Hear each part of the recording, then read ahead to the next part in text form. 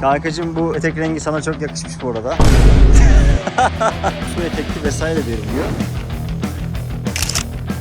Caner de bunu normalde su var zannediyormuş. Çocuk durduk yere kültürel şok yaşadı. For 1 hour, there are my stuff. Fabrika yapımı gibi biraz. O ginger tea bu.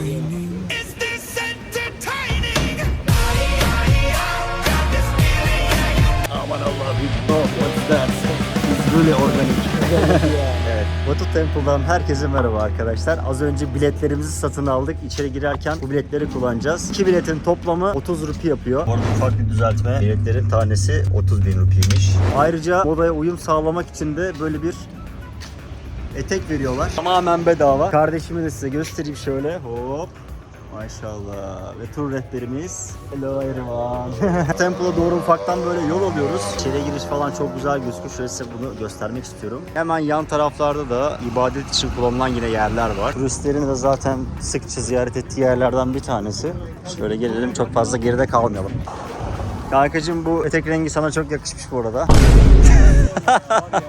Kendime farklı bir şey seviyorum abi. Evet olsun. Eteği de hem para veriyoruz hem etek giydiriyorlar. Sanırım etek giyebileceğimiz nadir yerlerden bir tanesi burası. Ya ben şey olarak düşünüyorum işte. Sultanahmet'te de olsa mesela kadınlar nasıl başörtüsü takıyorlarsa, o yüzden de hani herkesin bence burada da işte saygı olayına uyması lazım. Bu arada bir sürü fotoğraf çekilebileceğiniz bu tarz yerler var. Bir yerden bir yere geçiş için kapılar o kadar güzel yapılmış ki tarih kokuyor resmen ya. Her yer bu şekilde yapılarla dolu. Kankacığım tam olarak az önce ne olduğunu zannetmiştin? Valla az önce göl olduğunu zannettim ama göl yokmuş. Kültürel şok yaşadı az önce. Kültürel şok yaşadım. Fotoğraflara bakıyoruz, burada su var falan zannediyoruz ama su da yokmuş. Şimdi bahsettiğimiz şey aslında şurası. Ben göstereyim öncelikle. Şu arkamızdaki yere yansıtıcı kullanarak böyle su efekti vesaire veriliyor. Caner de bunu normalde su var zannediyormuş. Çocuk durduk yere kültürel şok yaşadı. Abi öyle uyarılar falan koymuşlar. Demek ki insanlar zamanında çıkıyorlarmış üst tarafına. Muazzam yapılar bence ya. Çok güzel yapmışlar. Şöyle geçelim diğer taraflara. Şöyle etrafı da göstereyim sizlere. Ne kadar çok uyarı var yalnız ya. Dikkatimi çekti. Yani çok fazla uyarı olan yerde demek ki insanlar kurallara uymuyorlar abi. Şöyle geçelim.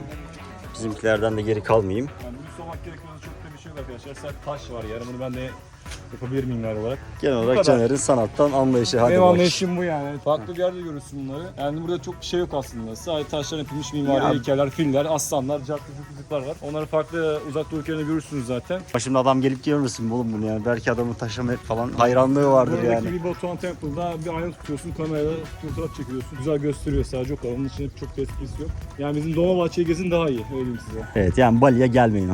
Burada da müzik aletleri var. Az önce gördüğümüz şeyin arka kısmı. Burada rehberimizin dediğine göre seremoni yapılıyormuş.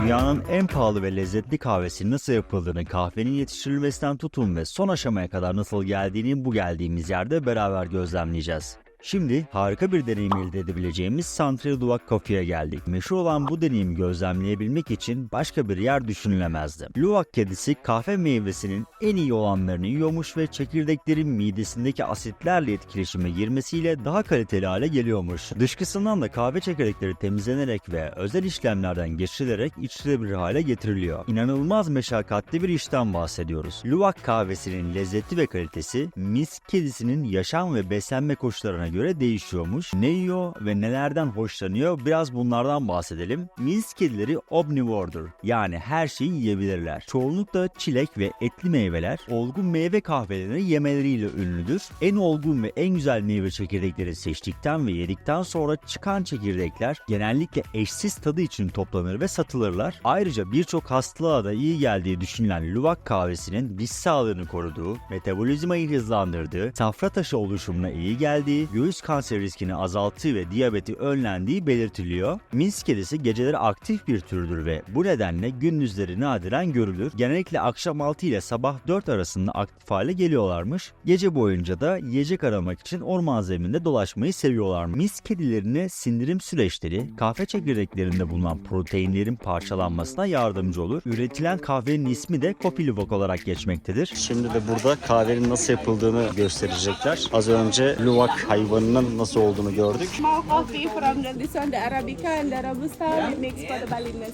coffee. Yeah, the organic one. Look like this one. But this one will be for we clean. This one the after we clean. And after we clean, we washing first by hot water until 4 or 5 hours, and then we drying. Until we drying, we need to remove the skin like this. Cinnamon and black pepper. And the same normal coffee from the we grab also the spices in here. Then over there, I will show you the making coffee. Yeah? By hand, traditionally for making Balinese coffee. Okay. For 1 kilo of coffee, we do roast it for 1 hour until the color become the dark brown like this, and the aroma is come. The second process, we do grind it like this. 5 minutes until the coffee is can prepare 1 or 2 teaspoons and hot water in the cup, in the filter. Like a Turkish Okay, cool. You know the Turkish coffee, by the way? Like the Turkish coffee. Yes, So only same powder. Yeah, Yeah, hot water, very well. Then that's it. 1 hour. And the color change, it's ready. Got it, okay. Az önce kahveleri tanıttılar. Burada da nasıl yapıldığını yapıldıktan sonra testini yapacağız. Evet, az önce burada yaptıkları çayları da burada satın alabiliyorsunuz aynı zamanda hoşunuza giderse. Az önce kahvelerin ve çayların yapılış aşamalarını görmüştük. Şimdi de burada oturup ikisini de deneyeceğiz. Çayların isimleri vesaire burada yazıyor. Aynı zamanda burada bunları satın da alabiliyorsunuz. Ben daha önceden bunları zaten denemiştim. Ya şöyle bir durum var açıkçası. Yıllar önce geldiğimde bunları tek tek denedik. Deneme aşamasında her şey çok güzel. Ya şöyle bir sıkıntı var. Satın aldığınız çayla denediğiniz çay arasında dağlar kadar fark var. O yüzden de hani burada açıkçası tekrardan satın almayacağım. Tadını nasıl olsa biliyorum. O yüzden de böyle bir yol izleyeceğim şimdilik. Kahvelerimiz de geldi bu arada. Şimdi tek tek listeden gösterecekler. We're tester, yeah, complimentary for you. We have the coffee, hot chocolate and tea. But except the black coffee, for the special coffee from Denimas, if you want to try the special one, we charge 50,000 rupiah for 1 cup. This time for the testing, I will put the picture one by one. Start from the coffee first. You can listen and then you can taste. Yeah. For the first, we have the ginseng coffee, good for energy and stamina. Coconut coffee, good for skin and hair treatment. Mochaccino coffee, Bali mocha coffee with chocolate. Vanilla coffee, good for the relaxation. Pure Balinese coffee, good for headaches. Avocado coffee, good for antioxidant. And this one, the tea, there for the mangosteen tea, good for anti-cancer and control the cholesterol. Saffron tea, good for immune system, stomach cramp. Lemongrass tea, good for detox. Red rice tea, good for the bones calcium, good for influenza and sore throat also. Salad tea, good for the blood circulation for the flower. Plus the hot chocolate, good for happy disability.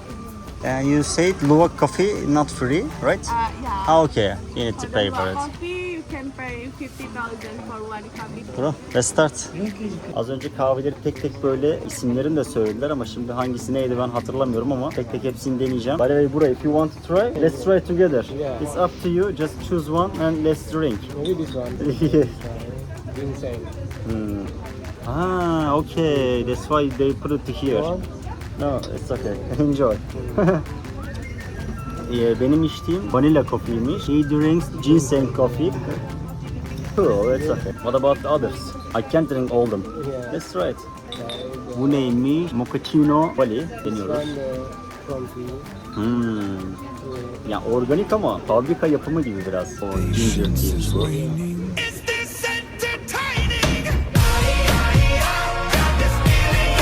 Aman Allah'ım. Oh, what's that? It's really organic. Yeah. I'm burning. Really? O felaketmiş ya. Ben hiç böyle ginger içmedim yani.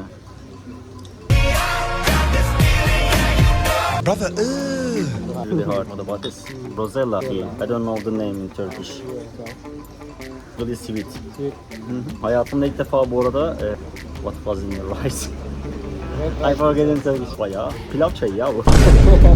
Sadece rengi değişik biraz ve kesinlikle bir tadı yok yani. Bali coffee. Orijinal Bali coffee.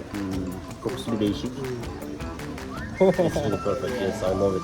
Which one favorite? My favorite coffee is Original. this one, original Bali coffee. And others, I think I tried before, and the better is this one.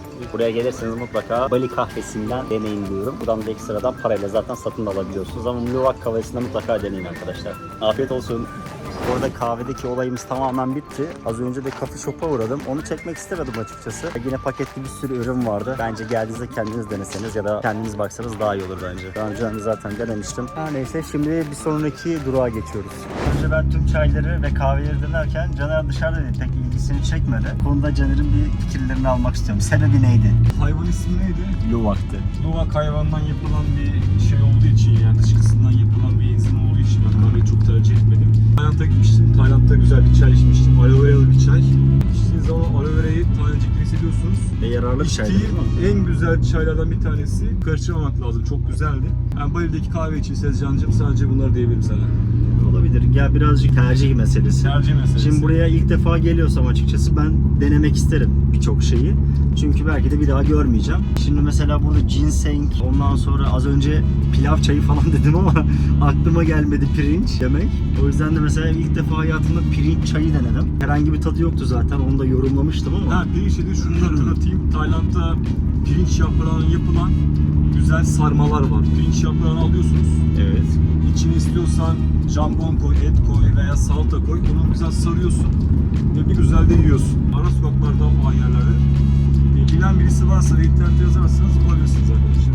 Güzel tavsiye için teşekkürler o zaman ya. Gidelim Direkt deneyelim. geçeriz.